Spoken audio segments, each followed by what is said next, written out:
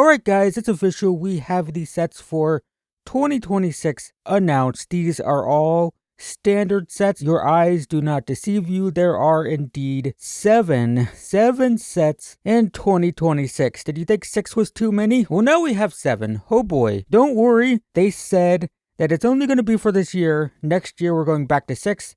Just like when we moved to 5 sets per year and it was only going to be for 1 year. And then it was permanent. And then when we went to 6 sets per year and they said, hey, don't worry guys, this is just one time. So yeah, anyway, 7 sets per year is got to be the norm. They're going to go back to 6 next year. They'll go back to 7 the year after that. I'll say it here, guys. 2028, we'll have 7 sets. And we'll have 7 sets for a couple years until we go to 8. But let's talk about these sets really quick. We have Lure One Eclipsed. Actually, we can talk about these. We can look at this here. So Lure One Eclipsed looks awesome. They're going to be doing Lure One and Shadowmoor in the same plane, and they can do that with flip cards. And the idea, they don't have it here. The idea with this set, if I can find the cards, this one. So the whole idea is that both Lure One and Shadowmoor exist at the same time, as opposed to going back and forth. And a cool thing that they're doing is there are these elementals. Can we see the regular one? These elementals are like, they have Lure One and Shadowmoor, light and dark, surrounding them. So if you're in Shadowmoor and this thing comes walking around, it has like an aura of the good side around it. And then you have the Shadowmoor elemental also walking around, just creating a Shadowmoor around it, right? Really weird.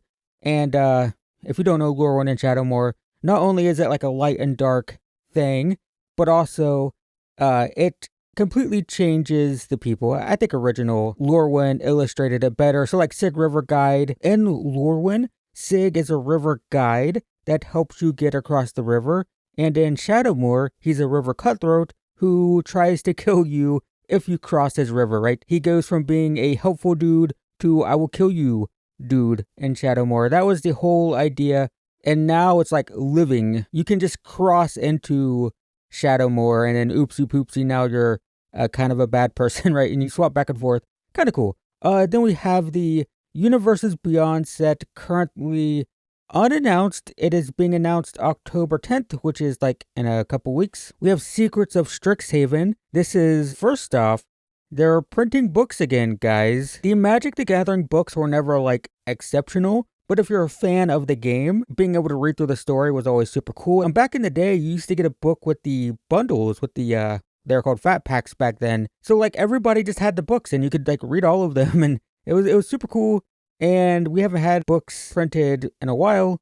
And yeah, we're getting back into printed stories. Unfortunately, it sounds like kind of a cringy young adult thing. We're past that golden age of young adults. That was like 15 years ago. What are we doing? I don't know. But yeah, we got a young adult book, whatever. But this set is going to be focused on away from the school. I'm sure there's still going to be school stuff. In the same way that original Eldraine was more focused on the Knights of the Round Table and stuff like that. And the Return to Eldraine, Wilds of Eldraine, was more focused on the fairy tale aspect. Technically, they were both present in both sets, but we focused more on the fairy tale stuff in the Return. I'm sure there's going to be still a lot of school-related stuff, but it's going to be more focused on outside of the school, which is pretty cool. And then Marvel, oh boy, yep, don't care.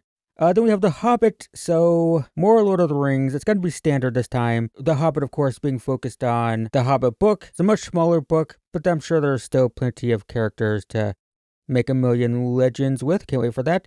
Then we have Reality Fracture. If you didn't see the preview, I recommend going and watching the announcement. They made a really big deal about this and about how crazy it's going to be. I want to open this. It's really bright. But they made a big deal about how crazy and strange and unprecedented this is going to be. The first thought was Eldrazi, but Reality Fracture does sound like Eldrazi. That's their whole, right? You think of Reality Smasher. It's kind of their whole thing, is that they defy physics and reality and all that stuff. But it's a very sci-fi looking set. I do wonder if this is going to be an in-universe but potentially real-world set. That might be going too far, but man, I could see this being just set in a real-life location. But in-universe now, whoa, I don't know. We'll see. I'm very curious about it, but I also just don't know, man. It's hard to be excited for unknown things considering everything. And then we have Star Trek. We knew Star Trek was coming as soon as they did Edge of Eternities. We knew they put spaceships in the game so they could do Star Wars and Star Trek. Most in-universe sets have been just kind of front-loading universes beyond stuff, right? They started adding cars and real-world TVs and cameras in Duskmorn. They were doing that to make things like Spider-Man feel more cohesive with the game. So we knew as soon as we saw Edge of Eternities and spaceships, it's like, all right, yep, this is setting up for Star Trek, and yep, here it is. Kind of knew it. Kind of sucks that in-universe sets are being kind of sacrificed in a way to justify stuff like Star Trek, but whatever. This is the game now. What can you do? So yeah, we have 7 sets, guys. Apparently, it's only going to be this year, or 2026. 2027, we're going back to 6 sets, which is still too many. That's the problem. The idea that it's like, oh, I know 7 is a lot, but don't worry, we're going to be down to just 6 the year after that. 6 is too many. Please, 6 is too many. 7 is way, way, way too many, but also 6 is too many. But yeah, the fact that they're setting us up to be relieved, oh, thank God. It's only 6 sets in 2027, and 100%, you can bookmark this. You can save it for later. 2028, we'll have 7 sets again, and I wouldn't be surprised by 2030 that we start having 8, 9 sets per year. I think Wizards of the Coast wants to go to monthly set releases, and I know people are going to say like, oh, it's too much. I'm saying that, but we've been saying this since like 2017. When I first got into making YouTube videos in 2017, 2018, in that era, around the time that like Kaladesh and Amonkhet and stuff were being released, people were throwing around the term wallet fatigue. Oh, we're wallet fatigued. There's too much.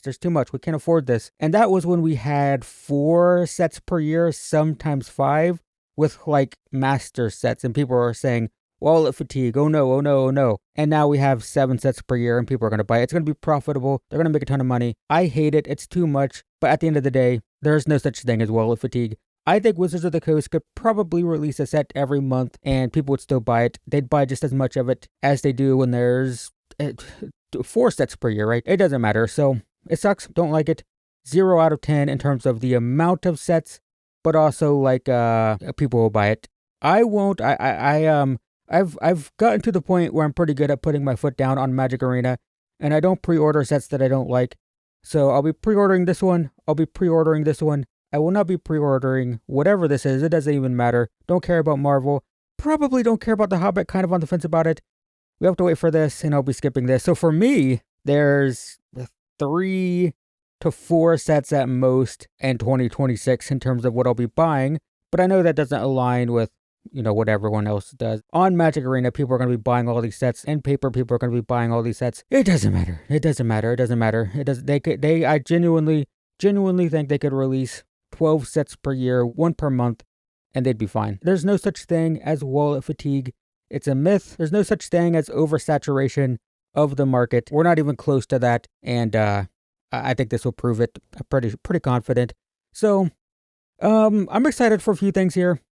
Mainly Lorwyn, Secrets of Strixhaven, and I'm really curious about this, and the rest is, it's Universes Beyond, so who gives a shit? Alright, that's it for me though. That's the future of Magic. That is 2026. Don't worry guys, only 6 sets in 2027. Don't get worked up. 6 sets in 2027. They said so. So, just shut up and buy the 7 sets now, okay? Jeez. Alright, that's it. Thanks for watching everyone. I'll see you guys in the next one.